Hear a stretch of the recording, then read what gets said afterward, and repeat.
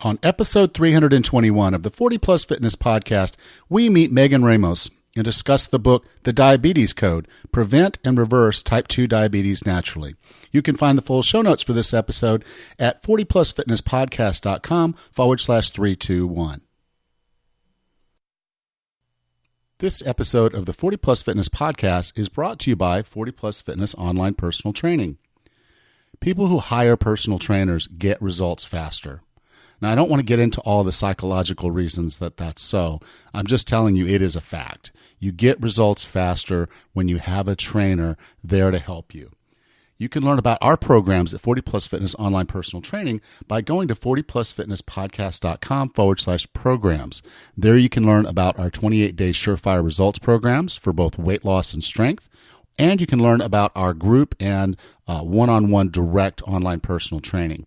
So you can pick a program that works just for you, specifically for you, made for you. These are not cookie-cutter designs. You actually do have access to a personal trainer. As a result, you get answers, you get support, you get accountability, and above all, you get results, and you get results fast. So if you're looking at supercharging your health and fitness this summer, really go check us out at 40plusfitnesspodcast.com/programs.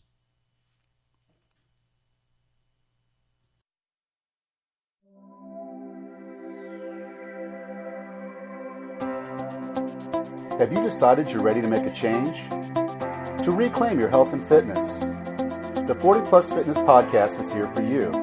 I'm your host, Allan. I'm an NSAM certified personal trainer with a specialization in corrective exercise and fitness nutrition. Let me be your coach as you find your way on your health and fitness journey. All right, let's go. Hello. Thank you for being a part of the 40 Plus Fitness Podcast. I hope you're having a wonderful day. I want to make a quick announcement. The Functional Fitness Challenge starts in a few days.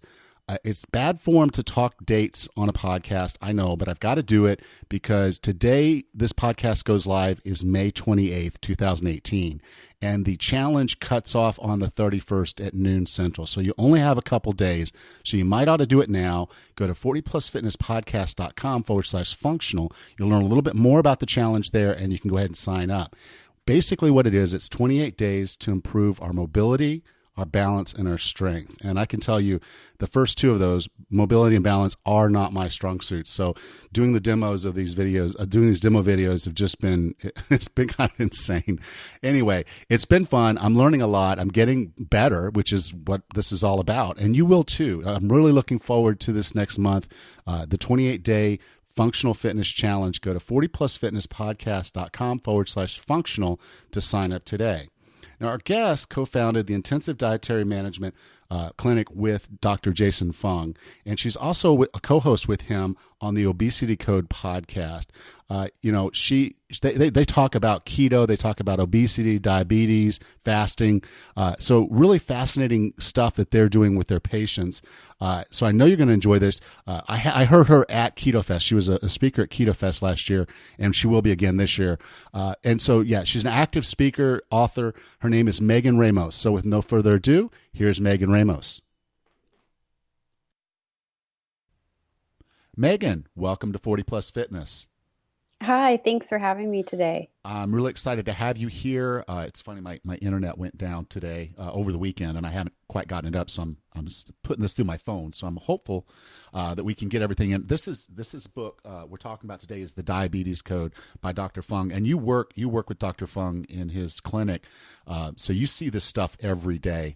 And I guess I was driving down the road the other day, and I saw this, this business, and it was a renal care facility where they basically do the dialysis. And I was thinking, how can that be a standalone business? But then in kind of some of the stats that were in the book, it's really, really amazing how many people are affected by diabetes and then go on to have kidney issues. Almost all of them. I've worked with Jason for 20 years, and we co-founded this clinic, the Dietary Management Clinic. It's within our nephrology practice, though. And over 80% of our patients that come in for intensive dietary management, they have diabetic-related kidney disease. It might not be full-blown, but they have the early onset of diabetic-related kidney disease. And just the number every year of people that come into the clinic with diabetic kidney disease is incredible. When I first started doing research there 20 years ago, diabetic kidney disease was not as common. There are other causes of kidney disease were much more prevalent. But nowadays, it's like over 80% of these kidney patients have kidney disease because of their diabetes. And this is the most disheartening thing to both Jason and I, was that as the diabetes got worse, the kidneys just totally failed. And there is nothing, as people in the field of nephrology or as a kidney specialist, we could do for these people. As the diabetes became more out of control, the kidneys declined and declined and declined. And we couldn't help these people. We just were essentially watching them die or watching their kidneys fail and just telling them, they need to prep emotionally for dialysis and helping guide them through dialysis education and emotional support and connecting them with other people on dialysis, because that was all we could do for these people. We couldn't help them out. Well, prior to about 5 years ago, we had nothing that we could do to help these people. As long as the diabetes got worse, they were going to end up with complete kidney failure.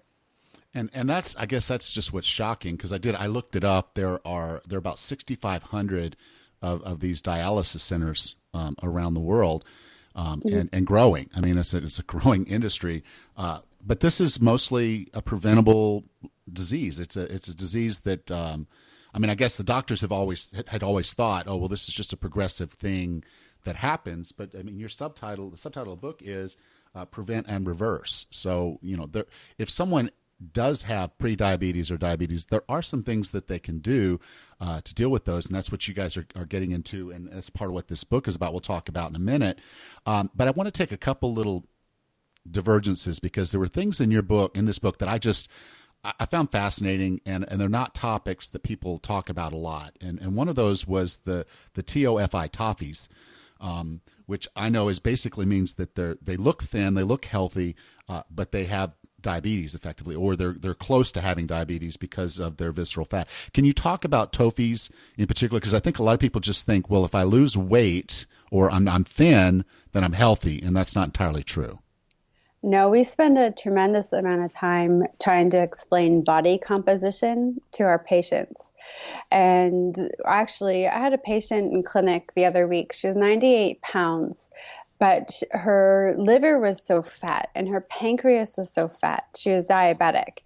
And as a result, even though she was 98 pounds, her body fat percentage was way over 40%. So, she's clinically morbidly obese, even though she weighs 98 pounds and she's about 5'3". I mean, she looks very slender. She's a size 0, maybe a size 2 on a bloated day. But we spend a lot of time talking about body composition. A lot of people who follow the standard North American diet, they have more fat than lean mass. So they don't have a whole lot of muscle mass. We're a very sedentary society here in North America. So we're not as active.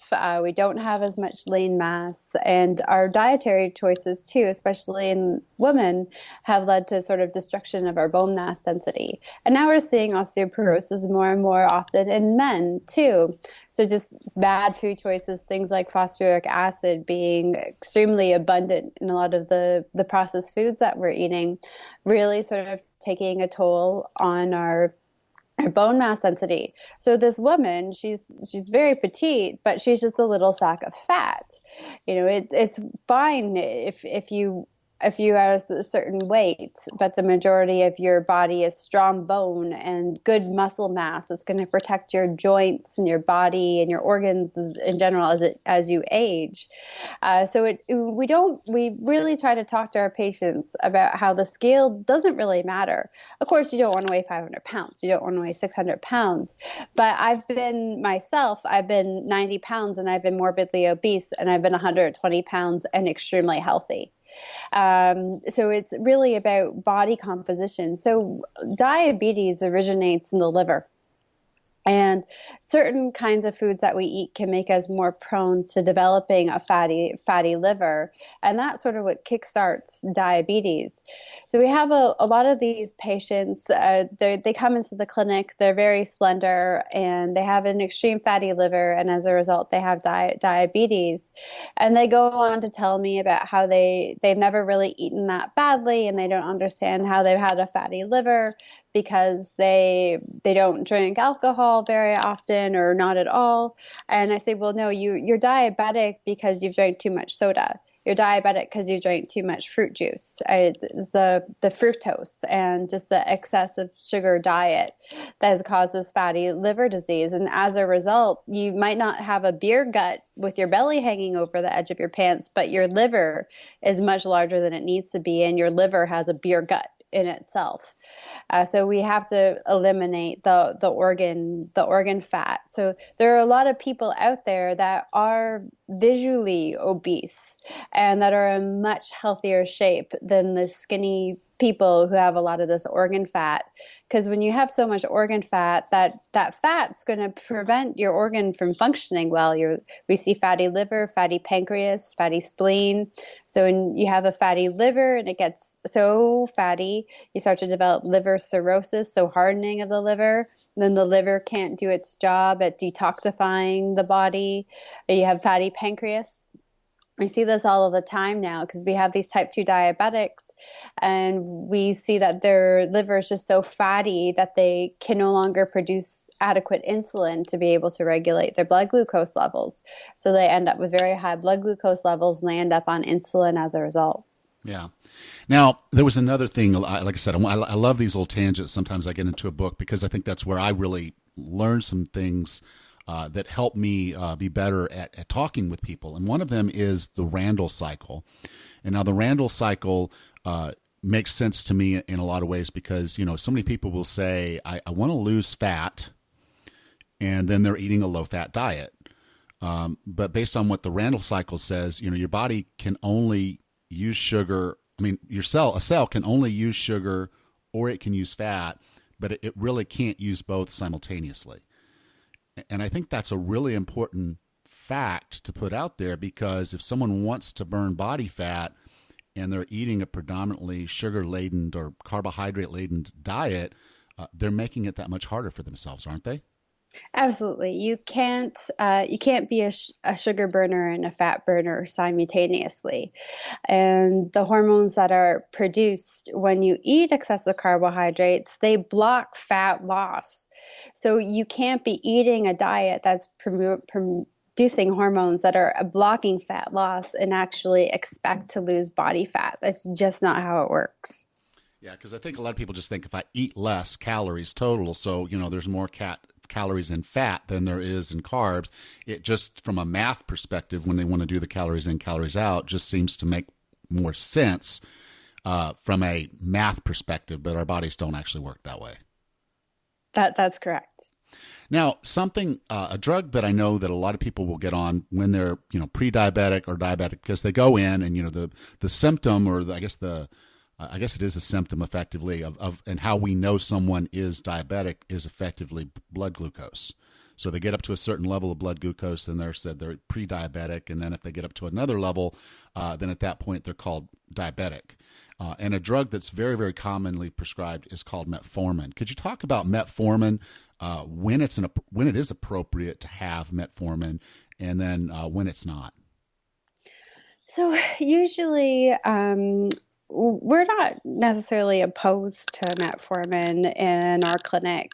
It's a relatively benign medication, and it does have some benefits that other medications don't have. The risk factor for taking metformin too is much lower than a lot of the other medications on the market. But usually at our clinic, if someone is being proactive with their lifestyle and is being proactive with their diet, we usually don't put them on anything like we wouldn't start them on metformin until their sugars went over 10 or 180, or their hemoglobin A1C was over 9. If someone's being proactive with their diet and their lifestyle, so they've gone low carb, they increase the fats in their diet, they're not snacking, they're following some time restricted eating protocol, we usually leave them off of metformin. We don't actually find it helps a lot with weight loss. And a lot of our patients come into the clinic with lower hemoglobin A1Cs, say 6.4, 7.1, and their doctors have told them that the metformin will help them lose weight. I've never in 20 years have seen metformin help a patient actually lose weight. And the research out there on that is not very compelling. It's not really great research, good quality research studies to go by. So when someone's blood sugar levels are sort of excessively high, so for us, there's a certain range that we like to cap our patients under when they're being proactive with their lifestyle, because we do see their blood sugar levels drop really quickly. Cut out the carbs, stop snacking, stop eating late at night, skip breakfast. We see people's blood sugar levels drop by anywhere from 25 to 50% within 2 weeks. So we really don't engage in metformin until someone's blood sugar levels over 180 or until their hemoglobin A1C is over 9 in our clinic. Okay. And that's just really because at those levels now, this is dangerous to the brain and its function, because it needs the blood sugars in a fairly tight range, and you're well outside that range at this point. So a drastic measure like a medication actually does make some sense. And then when they make the lifestyle changes, I'm guessing they start to come off the metformin as well. Very much so, yeah. Usually most people who are just on metformin for when they start can be off of it within a couple of months of being very proactive and consistent with their dietary changes. When the blood is so concentrated with sugar's like sugar's very pointy. It's spiky. It's like a little ball of spikes. And as it goes through your circulatory system, it has the potential to really scrape and scratch the sides of your blood vessels. And when you lose integrity in your blood vessels, you prevent them from being able to expand and contract when they need to allow more blood flow at certain times. So they can no longer expand. And this is where you run into a lot of difficulties. So where it's okay to have some spiky little balls of sugar go around in your circulatory system, but when you have so much and the blood is just so concentrated with it, you can guarantee that your blood vessels are just being scratched to heck. And at that point, when they can no longer expand the way that they need to, then you're going to run into a lot of problems and have blockages and put yourself at risk, high risk for stroke. Yeah. And so everybody loves simple rules. We're going to sit there and say something like calories in, calories out, or, this is step on the scale. And it's a very easy number for us to use. And I think people love those simple things. But what I found is a lot of the times simple doesn't actually answer the whole thing. But one of the cool things is you've taken the time here to write basically 3 rules, and then there's a 4th add-on to it that are fairly simple, but they're simple on the outside. But when you actually start drilling into them, it's very, very important, and it is, in fact, for many of us, a huge life change to do some of these things. But I like the idea of that they're simple enough for you to know what the rule is, and then you can start applying it. And the first rule that you have in here, and this is for reversing type 2 diabetes, is to avoid fructose. Absolutely. So fructose doesn't go into your bloodstream. When you check your blood glucose levels, you're checking your blood glucose levels. You're not checking your blood fructose levels. So when you break out your glucometer, you're not measuring fructose. Fructose gets directly imported to your liver. And if you give your liver a little bit of fructose, your liver can handle it and it will process it and utilize it for energy. But when you just dump a massive amount of fructose in your liver, it gets overwhelmed by it. And how it copes with that onslaught of fructose is just to pump it out as fat and just convert convert it to fat instantaneously. And when it gets so overwhelmed, it starts, that fat even gets stuck in the liver because the liver can't process it as effectively as it needs to. So that is the number one cause sort of fatty liver disease, is excessive fructose. I was diagnosed at the age of 12 with fatty liver disease. And I can tell you that was from excessive apple juice consumption during the first 12 years of my life on this planet. And I was a skinny kid. I was underweight until I was 26, and then I went from skinny fat to just plain out fat at 26. But it's just fructose. It doesn't reflect in your bloodstream. This is why when you look at the glucose index, you'll see something like a chocolate bar. A popular mainstream chocolate bar is considered to be moderate. And that's because the sugar that we use is half fructose and half glucose. So if you look at the glucose index, you'll see something like a popular chocolate bar sort of being as considered moderately okay, where something like a slice of bread is one of the top things, being the food most likely to raise your blood glucose levels. But the sugar in bread is all glucose, but that in fruit and that in things like chocolate bars, those are all half fructose and half glucose. So you're only actually seeing half of the sugar that you're consuming with those items when you're checking your blood glucose levels. So fructose goes straight to your liver. It overwhelms your liver. It becomes fat instantaneously. And if it just becomes so overwhelmed with fructose, you start to develop fat in the liver as well. Yeah. And we're getting most of this fructose now from soft drinks, and it's a food additive now because it was very cheap to get from corn. So they have the high fructose corn syrup that they use to sweeten just about everything that's processed. And so that's where we're getting a lot of this, and from the fruit juices, as you mentioned. And I'd say, this isn't a decry against fruit. There's a lot of nutritional benefits to having some fruit in your diet. But you shouldn't drink those calories as a form of juice, because then you're not getting the fiber and the other things that you would be getting from that fruit. Now, rule number 2, and it kind of goes to the next one, is to reduce refined carbohydrates and enjoy natural fats. And I like that term natural fats a lot, because I think that's been the struggle is when we say good fats and bad fats, people want to try to define those in different ways. But I like the term natural fats, because at that point, it's very clear what it is. This is from a plant or an animal product, and it's something that's naturally occurring. It's not something that you have to squeeze or process to make this thing happen. It's there. Can you talk a little bit about how eliminating refined carbohydrates and focusing on natural fats is going to help us? Absolutely. So when you consume carbohydrates, your body has to produce insulin to help you utilize the energy from those carbohydrates. So carbohydrates are large bunches of sugar molecules, primarily glucose. So when we consume a carbohydrate from our mouth and then continuing down into our small intestine, the carbohydrates broken down into its individual sugar molecules, the glucose molecules, and they're released into the blood.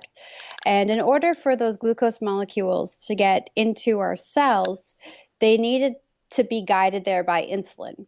So you need to have insulin latch onto the glucose and take it to the cell, because the insulin molecule knows which cells need the glucose, and the insulin molecules have the key to enable the glucose to get into the cell, so the cell can gobble it up and utilize it for energy.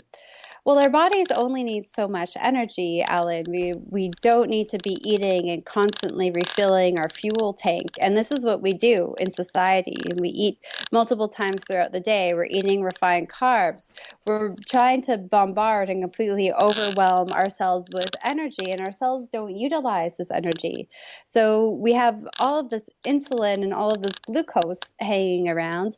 And then the insulin essentially packages the excess glucose that your cell doesn't need and stores it as body fat to be utilized later. So insulin's a fat trapping hormone in the sense that its purpose is to trap this excess sugar and store it for us to utilize later when our cells need it. But we're constantly feeding our bodies nowadays, so we're constantly storing excess sugar energy with insulin. insulin's help, rather than going back and burning what's already been stored and is utilized or being saved to be utilized later on. When you consume dietary fat, though, you get very little insulin secretion. So a fat molecule is a bunch of fatty acids attached to a glycerol backbone. And when you consume fat and you're digesting fat, your body doesn't actually need to produce any insulin or any fat-trapping hormones to help your body break down the fatty acids to be able to utilize those for fuel in the body. You do require a little bit of insulin to metabolize that backbone of the fatty acid molecule, but you don't need a whole lot of insulin to be able to get rid of that glycerol backbone. So it's negligible. So when you consume fat, you produce zero fat-trapping hormones. So there are other fat-trapping hormones like insulin and cortisol, or not estrogen and cortisol. You don't produce those when you consume fat. And another thing about fat is that it's absolutely the most satiating macronutrient that we have. When you consume fat, it sends a powerful and quite rapid response to your brain that you're being fed all of this energy. And you can actually get satiated off of eating fat before your belly starts to expand. Whereas when you eat carbohydrates, the message that's being sent from the stomach to the brain is very, very slow. And when you eat carbohydrates, you have to wait till your belly is fully expanded. And once that expansion has occurred, then that's when your brain starts to receive faster messages saying that you're full. So you get quite bloated and you end up overeating when you eat carbohydrates because you have to wait for that belly expansion to occur before your brain gets the message that you need to stop eating. But you don't need that for fat.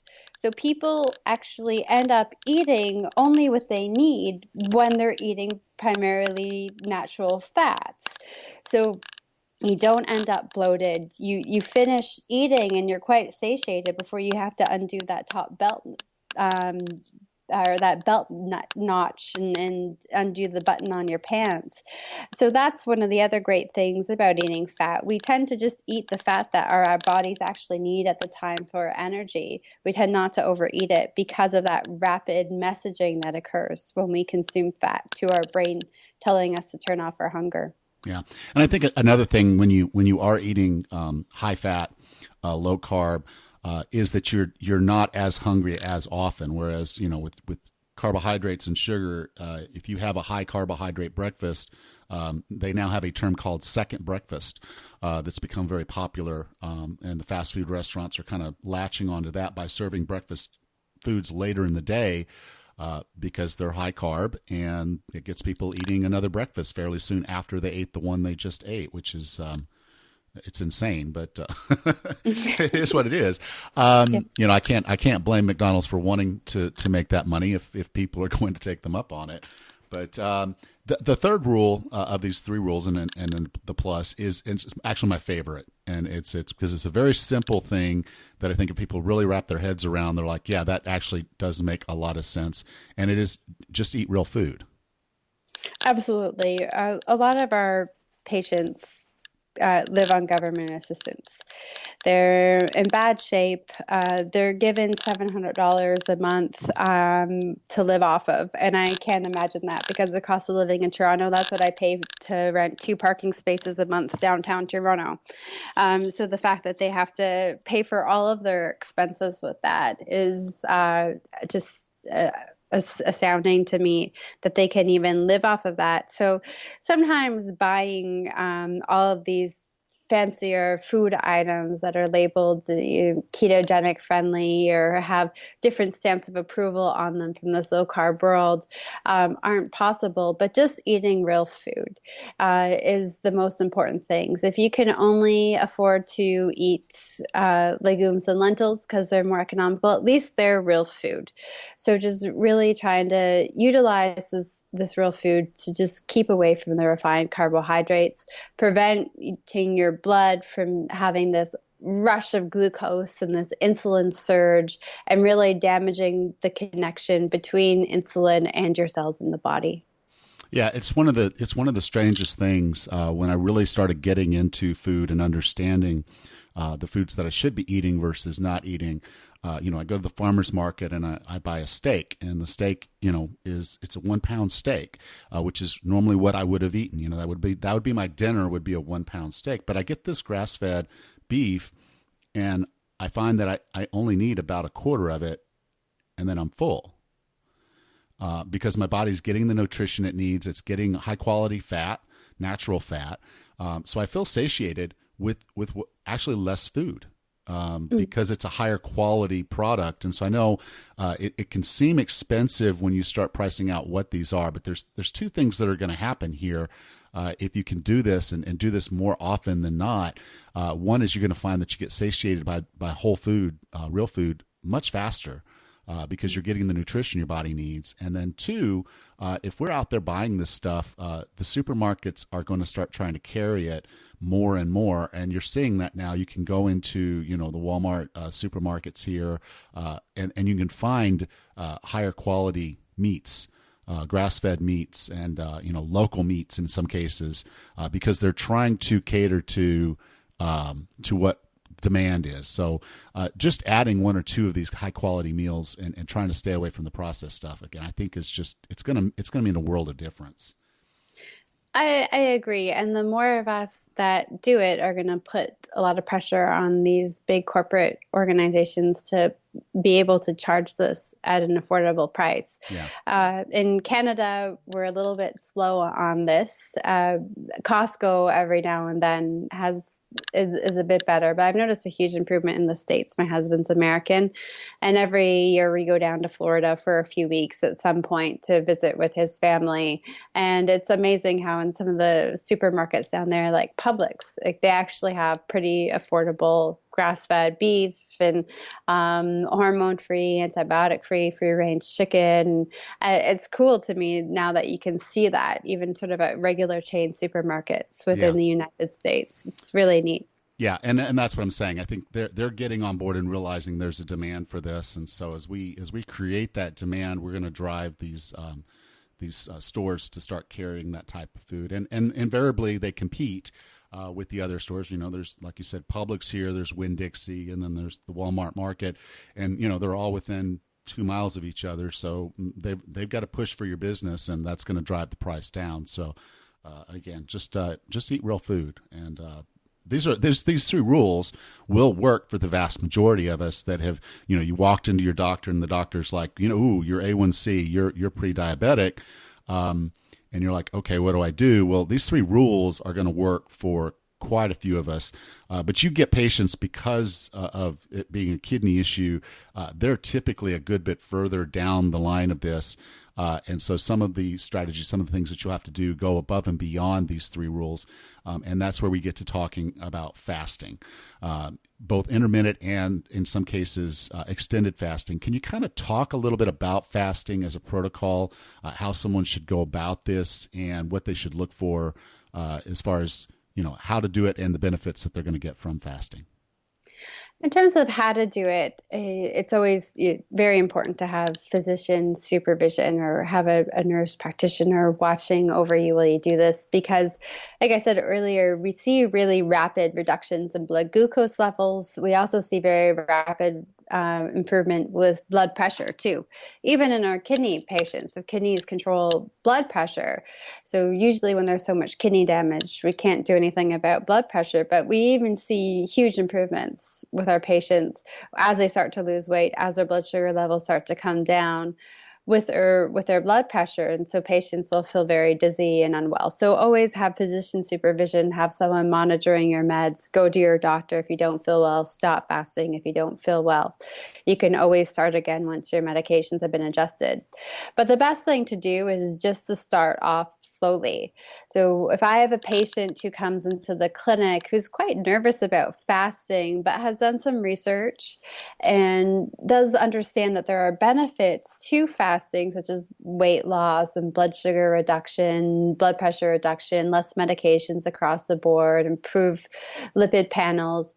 They want to do it, but they're frightened to do it, or they're just someone who's always eaten. When I was diagnosed with diabetes, I probably ate every 2 hours that I was awake for about 27 years. So the idea of just not eating for an entire day was just habitual, just constantly eating. I ate 30 cups of popcorn every night for probably a good 25 years to satiate myself after dinner time. And it's just a habit. You go to make it, whether or not you actually feel like you need it.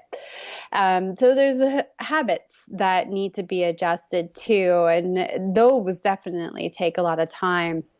So the first step that we have a patient do is we just encourage them to eat real meals. Eat a proper sized breakfast. Eat until you feel satiated. Eat a proper sized lunch. Again, eat until you feel satiated. So we really encourage our patients to start fasting between meals. So sometimes just going from breakfast to lunch and lunch to dinner, and then from dinner to breakfast the next morning, that's a huge change for them. Women in particular are terrified of feeling full because we have chronically followed these low-calorie diets that are very low fat and very high carb. And if we ever ate to satiation, that meant that we overate and that we didn't lose weight and that we rather gained weight. So a lot of women in particular have been conditioned to think that when they feel satiated, that's counterproductive. So I was one of those women. It took me years, and actually seeing that in other patients to realize that was a big part of my own struggle too, was that if you ate a proper meal and you ate until you're satiated, that you had failed because you were going to gain weight. And in the past, on a high carb, low fat diet, that's absolutely true. But that's not the case on a low carb, high fat diet. So it's quite different in how your body produces these hormones when you consume these macronutrients. So when you eat fat to satiation, you don't overeat, you don't produce fat stimulating or fat trapping hormones. So you're in the clear. You're perfectly safe. You're just going to give your body the adequate amount of fuel that it needs. So that's really difficult for women. So first thing we do is just try to teach our patients how to eat proper meals and eat until they're full and just cut out all snacking. Sometimes that's still really hard for them, so we'll just first work on cutting out evening snacking. And that's the biggest advice for everyone we work with, is that evening snacking, sitting around the television with your family or going on the computer and surfing the internet and having your bag of snacks or your bowl of snacks with you. So the first thing to do is just to cut out snacking. And then the next thing that we recommend is that people just try cutting out one meal and going down to 2 meals a day. We usually encourage people to cut out breakfast first, because diabetics will know that no matter what they do, their morning blood sugar levels are always the highest, unless they take a lot of long-acting insulin at nighttime or a medication such as diamicron or glyburide in the evening time, which stimulates a lot of insulin to be produced and secreted by the pancreas throughout the night. But otherwise, if we're not taking these medications in the evening, our blood sugar levels are high, regardless of what we eat in the evening before. So we encourage our patients initially to try cutting out breakfast. Breakfast time, our blood sugar levels are high. As a result, our insulin levels are high. And this is because your liver tries to dump out extra sugar and tried to get you to burn it in the morning time. It's a survival mechanism. You've got excess sugar in you.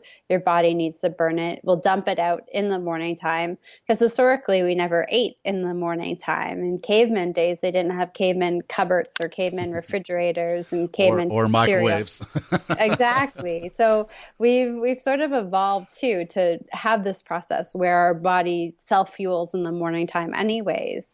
So when your liver dumps out this sugar in the morning, your pancreas automatically secretes insulin first thing to help your body metabolize and utilize this glucose to fuel you. So your glucose is already high, your insulin's already high. So burn it out. Use that fuel. If my car has a completely full tank of gas in the morning, I'm not going to go to the gas station and try to squeeze in more fuel. My gas tank doesn't need any more fuel. It's completely full. It's better that I drive to work in the morning time and do my errands, and then later on in the day, when my fuel tank is no longer full, to add some fuel to it. Yeah. So that's what we encourage patients to do next. Once they've sort of mastered the eliminating snacking and eating proper meals, is just to cut out one meal and then see how they're feeling, see how their bodies respond. Usually by this point, we can gauge whether or not they're going to be a quick case or a more challenging case. And it's hard to predict because there are some people with very stubborn insulin resistance who are only diagnosed with diabetes a few months ago. And there are some people who are actually quite quick to respond to therapeutic fasting, even though they were diagnosed with diabetes before I was even born. So we sort of gauge this, we use the 16-8 diet, which is where you just eat lunch and dinner, to sort of gauge how well a patient will respond. And from there, we would either recommend an intermittent fasting regimen or a prolonged period of fasting. And of course, that just depends on the patient's, how they're feeling about fasting. If they've just started to develop a good relationship with it, if they're willing to try to do a little bit more. So if someone looks like they're going to respond quite well to fasting and they're going to be able to come off their medications quite quickly and see a good reduction in weight loss in a short period of time, we would just have them do an intermittent fasting regimen, anywhere from 3 24-hour fasts a week to 3 42-hour fasts a week. So the therapeutic intermittent fasting regimens we recommend are 24 hours, 36 hours, or 42 hours. And the frequency at which we like our patients to do them is 3 times a week. We've sort of experimented. 3 times a week gives us the best overall results. Sometimes twice a week is just not enough to give us sort of consistent results or give the patients enough results that really motivates them to continue fasting. But 3 times a week seems to compensate for any blemishes they might have in their diets on the weekends or when they eat out on Friday nights. So we sort of have stuck to this 3 times a week rule for the last 5 years, and we've had a lot of success with it. So we start someone out with 24 hours, with sort of the goal of working them up to doing a 42-hour fast 3 times a week if they're suitable to do so. And we'll keep them there until they start to hit normal blood sugar ranges, normal fasting insulin levels, the normal A1C. And then we start to bring them down into more of a maintenance range. If someone looks like they're going to be more of a stubborn case in terms of losing body fat or in terms of reducing their blood glucose levels, we'll try to work on more prolonged periods of fasting with them. And this could be anywhere from doing 2 48-hour fasts a week or a 72-hour fast a week to sometimes doing 5 to 7 days. We usually cap patients at 14 days within our clinic. The odd time we have a patient that will surpass 14 days. Usually at that point, we're checking their blood work once or twice a week. We're seeing them in clinic twice a week. So we get to know them pretty well in a short period of time. But we just had one gentleman. I saw him last Thursday, and he was on day 26 of a fast. And his A1C had come down from 13 to about 11. And his blood sugar levels in millimoles per liter, they were 14 when he started, and he had finally broke the double-digit barrier. So after 26 days of fasting, his sugars dropped to 9. So that's just a little bit below 180, I believe. So his sugars were still that high, and he was actually taking a little bit of insulin still. So I joke with him, and I say he's the sweetest man I've ever worked with, because his body's just full of sugar, and he's quite slender. It's all in his organs. It's all visceral fat. Yeah, and I think there's a couple key things here as you went in this. Is one, this is not a protocol that you just up and do yourself.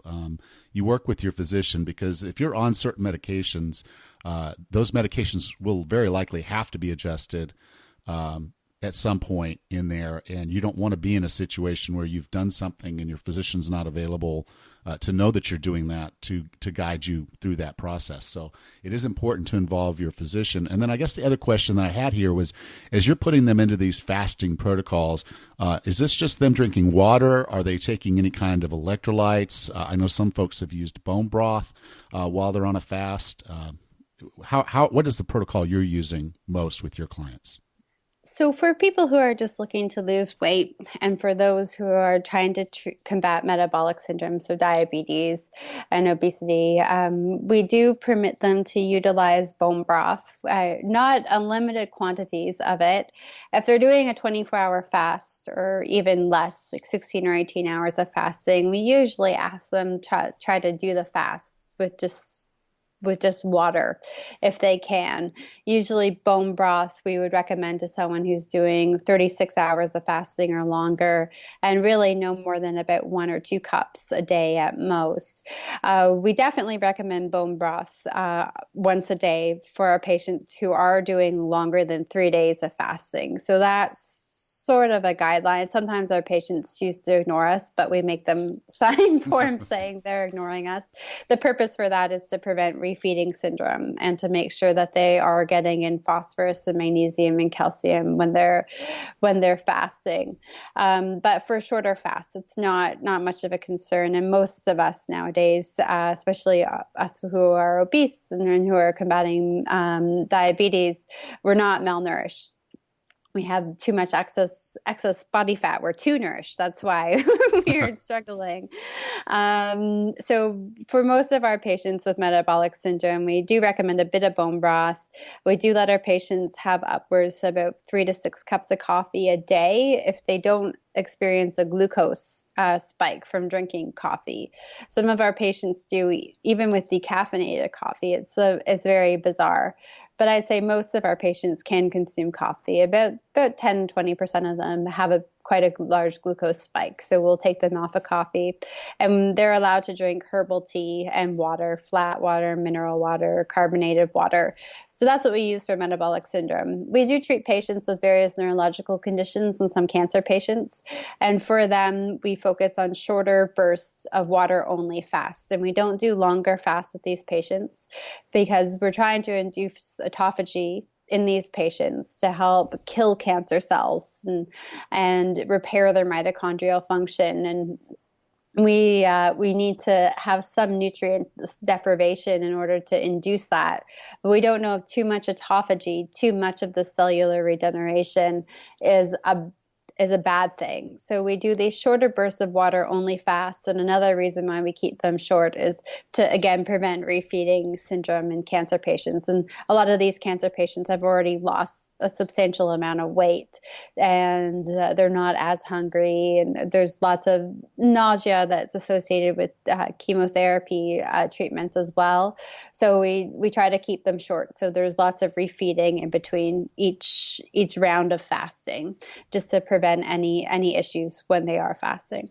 Okay. Well, again, the book is called the Diabetes Code, and I learned so much, and I do every time I read one of Dr. Fung's in your books. I mean, it's just fascinating, and the tidbits in here. But I think if people do follow those 3 basic rules, and whether you have diabetes or not, there's still really important rules for you to function by, so that you keep from getting diabetes with our current food supply. Eating real food, avoiding the processed stuff, and cutting out fructose, particularly in your drinks like apple juice, like you said, or in sodas. If someone wanted to learn more about you, learn more about the book, where would you like for me to send them? People can check us out and learn more about Dr. Fung and myself and all of the work that we're doing up here in Toronto on our website. Our website is idmprogram.com. So there's information too up there about our podcast, our books, where you can get more information, what we're doing, clinic, recommended resources, as well as our program and how our program works up on our website. And there's links to following both Dr. Fung and myself and the rest of our team on various social media platforms like Facebook and Instagram and Twitter up on idmprogram.com as well. Okay, cool. Well, this is episode 321, so you can go to 40plusfitnesspodcast.com/321, and I'll be sure to have a link there. So, Megan, thank you so much for being a part of 40 Plus Fitness. Thanks for having me on, Allan, and it's great to talk Diabetes Code with you. Absolutely. Thank you.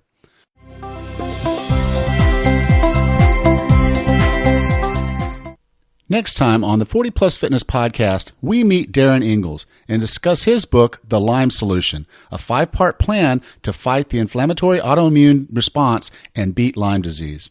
Until then, have a happy and healthy day.